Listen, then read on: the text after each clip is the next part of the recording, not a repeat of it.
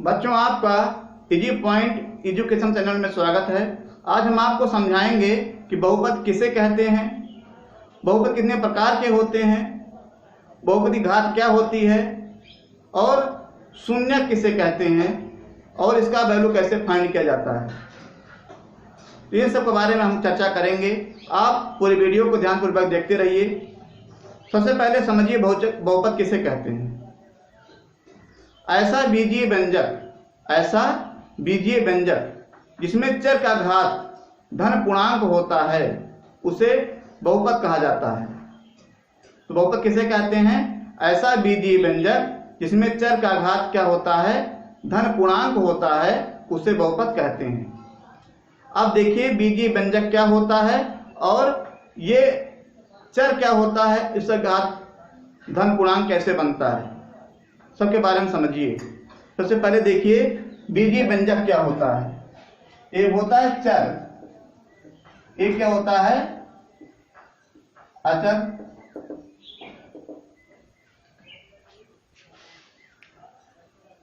चर जो होता है ऐसा व्यंजक जिसका मान जो है निश्चित नहीं होता है, उसे क्या कहते हैं? चर कहते हैं। जैसे हम कह दें हमारे पास कुछ रुपए हैं। अगर कुछ रुपए हैं तो हमारे पास 2 भी रुपया हो सकता है, 4 भी हो सकता है, 10 भी हो सकता है। कुछ रुपए का मतलब होता है ये निश्चित नहीं है, इसे बोलते हैं चर। चर क्या होता है? जिसका मान निश्चित नहीं होता है उसे क्या कहा जाता है? चर कहते हैं। और अचर किसे कहते हैं? जिसका मान निश्चित होता है। जैसे कह दे कि मेरे पॉकेट में 10 रुपए हैं, तो 10 रुपए अगर हैं तो 11 रुपए नहीं होंगे, 12 रुपए नहीं होंगे, तो 10 ही रुपए होंगे, निश्चित 10 रुपए होंगे। जो चीज निश्चित होता है उसे ही अचर कहते हैं। अब बीजीय व्यंजक क्या किसे कहते हैं? जैसे एक चर हो गया, एक क्या हो गया? अचर। एक चर या एक अचर का गुणा कर दें, जोड़ दें, घटा दें या भाग दे दें और जो व्यंजक प्राप्त होता है उसे बीजीय व्यंजक कहा जाता है। उसमें अचर होना चाहिए। जैसे x गुणे 3 इक्वल टू क्या आ गया? 3x। यह हो गया बीजीय व्यंजक। अब हम आपको समझाने जा रहे हैं बहुपद। बहुपद किसे कहते हैं?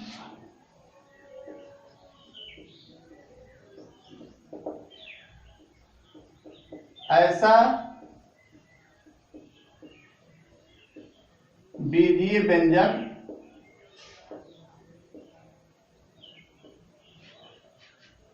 जिसमें चर की घात कैसी हो? धनात्मक पूर्णांक हो। धनात्मक पूर्णांक हो उसे बहुपद कहते हैं।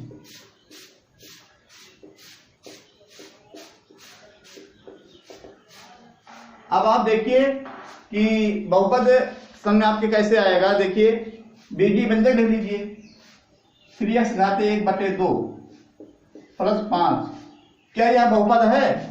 यह बहुपद नहीं। चर की घात क्या होनी चाहिए? चर की घात धनात्मक पूर्णांक। ये पूर्णांक है? पूर्णांक नहीं है तो यह बहुपद नहीं है। 5x² प्लस कितना? 2x plus 7।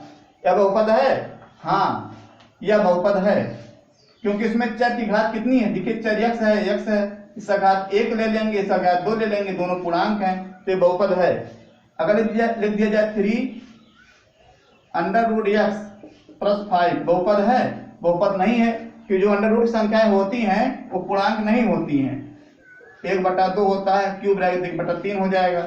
तो इस तरीके से बहुपद में जो चर की घात होती है हमेशा क्या होती है? चर की घात हमेशा पूर्णांक, धन पूर्णांक होती है, ऋण पूर्णांक नहीं होती। इसे लिख दिया जाए 5x घात 1/2 प्लस 7। तो यह भी बहुपद नहीं है क्योंकि जो चर है उसका जो घात है ऋण पूर्णांक है, पूर्णांक नहीं ऋण है। एक तो ऋण है, दूसरा पूर्णांक नहीं है, तो यह बहुपद नहीं है। तो इस तरीके से बहुपद के बारे में हमको जानकारी मिलती है। इसके बाद हम चर्चा करेंगे बहुपद के प्रकार।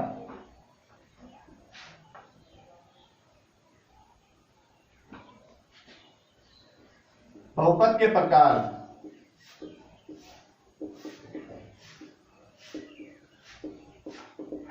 पहला क्या है? पहला होता है एक पदीय बहुपद।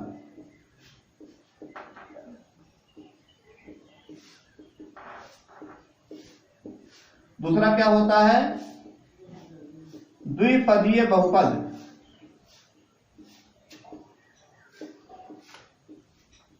तीसरा क्या होता है?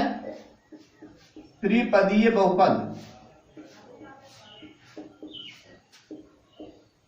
तो चौथा क्या है?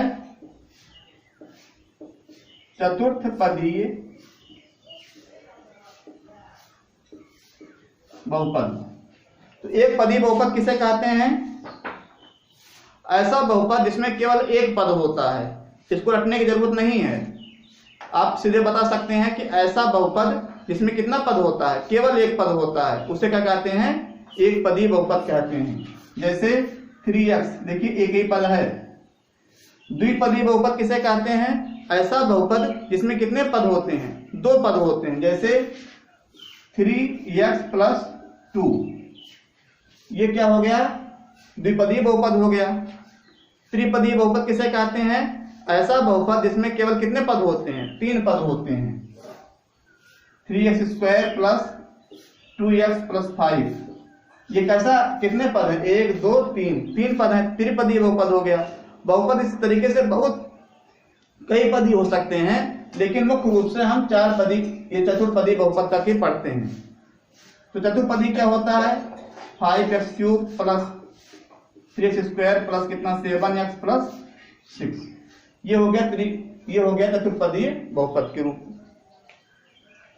अब इसके बाद हम बताएंगे बहुपद के प्रकार। आप समझ गए कि चार प्रकार के बहुपद हैं, होते तो बहुत प्रकार के हैं। अब भाई देखिए, इसमें चार पद होते हैं, चतुर्थपदी बहुपद होता है, इसमें 5 पद होंगे, पंचपदी बहुपद हो जाएगा। ऐसे बढ़ाते जाइए तो बढ़ता जाएगा, लेकिन जो मुख्य रूप से हमको अध्ययन करना है वो चतुर्पदी बहुपद तक अध्ययन करना है।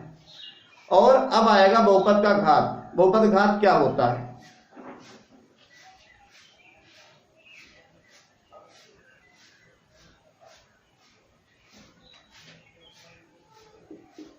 बहुपद के घात।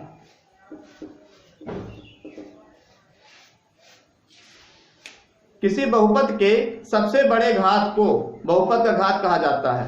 कोई बहुपद दिया गया हो, उसमें सबसे बड़ी घात होती है, उसे क्या कहते हैं? बहुपद की घात कहते हैं। जैसे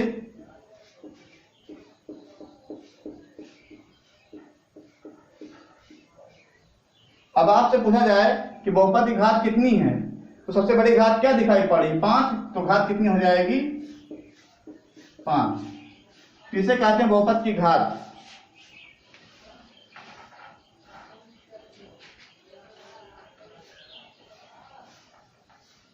बहुपद घात के आधार पर बहुपद कितने प्रकार के होते हैं? देखिए, सबसे पहले होता है घात के आधार पर बहुपद। नंबर 1, एक घाती बहुपद।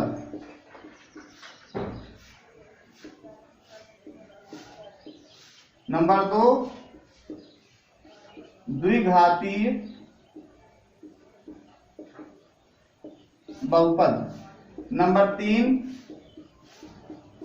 त्रिघातीय बहुपद। नंबर 4, चतुर्थ घातीय बहुपद। एक घातीय बहुपद किसे कहते हैं? ऐसा बहुपद जिसमें चर का अधिकतम घात कितना हो? 1 हो, उसे एक घातीय बहुपद कहते हैं। जैसे 3x लिख दिए, अब x जो है चर की घात कितनी है? अधिकतम 1 है, तो हो गया कितना? एक घातीय बहुपद। द्विघातीय बहुपद किसे कहते हैं? ऐसा बहुपद जिसमें चर का अधिकतम घात कितना हो? 2 हो। जैसे 5x² + 3x + 2, यहां देखिए इसका घात 1 है, इसका घात कितना है? 2 है। तो ऐसा बहुपद जिसमें चर की अधिकतम घात कितना हो? 2। देखिए सबसे बड़ी घात कितनी है? 2 है, इसे द्विघातीय बहुपद कहते हैं। त्रिघाती बहुपद किसे कहते हैं? ऐसा बहुपद जिसमें चर की अधिकतम घात कितनी हो? 3 हो।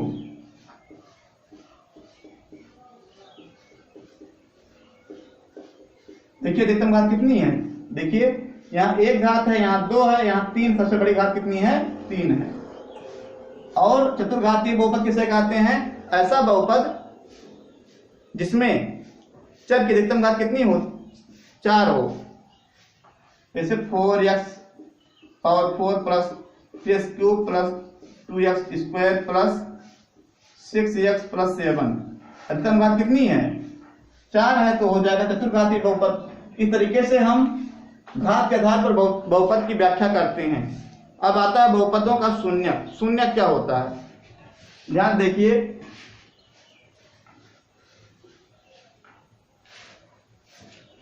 चर का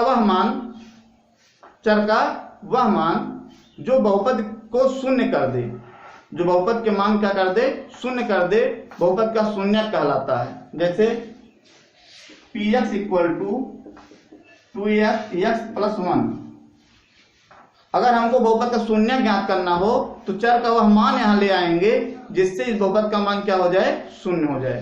तो शून्यक किसे कहते? समझ लीजिए, चर का वह मान जो बहुपद को क्या कर दे? शून्य कर दे, उसे बहुपद का शून्यक कहते हैं। जैसे यहां क्या रख दें, अब इसका शून्य मतलब इसको क्या करना है? इसको शून्य करना है। कौन सा मान शून्य करेगा? इसको शून्य करना है। x plus 1 equal to 0, x equal to क्या हो जाएगा? -1। अगर हम px में यही मान रख दें, इसका शून्य कितना आ गया? -1, मतलब -1 रखने पर बहुपद का मान क्या हो जाएगा? शून्य हो जाएगा। x प्लस 1, तो x का मान कितना रख दें? -1 प्लस 1 कितना आ गया? 0। तो ये शून्यक हो गया। तो इस तरीके से जो मान बहुपद को शून्य कर दे वही क्या कहलाता है? शून्यक कहलाता है। कभी कभी जो है ग्राफ दे दिया जाता है, ग्राफ पर पूछा जाता है कि इसका शून्यक बताइए क्या होता है। तो आपको बता दें, हम हमेशा x एक्सिस पर मतलब x अक्ष पर जितने बिंदु पर छेद किए जाते हैं वही उसके शून्यक कहलाते हैं। वह इससे नहीं मतलब है, x अक्ष पर जितने बिंदु जो है पर छेद करेंगे वही क्या होंगे? बहुपद के शून्यक होंगे। जैसे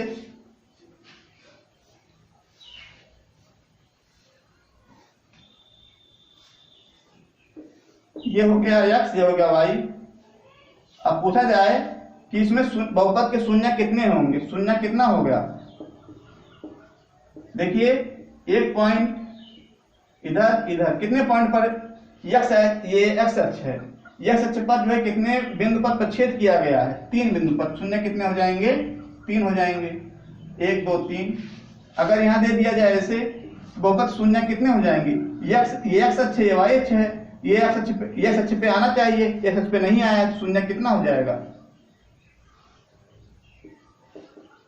शून्य बराबर 0 हो जाएगा। अब यहां देखिए, x अक्ष पे कितनी बार कटा है? 1 बार। शून्य कितना हो जाएगा? 1 हो जाएगा। तो इस तरीके से हम बहुपद के शून्यक की व्याख्या करते हैं। हमने आपको ये सब टॉपिक बता दिया। हमें उम्मीद है कि आपको ये समझ में अच्छे तरीके से आ गया होगा। अगर कोई प्रॉब्लम आए बहुपद के संबंध में तो आप कमेंट करके बताइए। हम आपको जो है आपका जो प्रॉब्लम उसको दूर करेंगे। आप चैनल को सब्सक्राइब कर लीजिए, लाइक करिए और शेयर भी करिए, जिससे कि बहुत से लोगों का फायदा हो। Thank you for watching this video.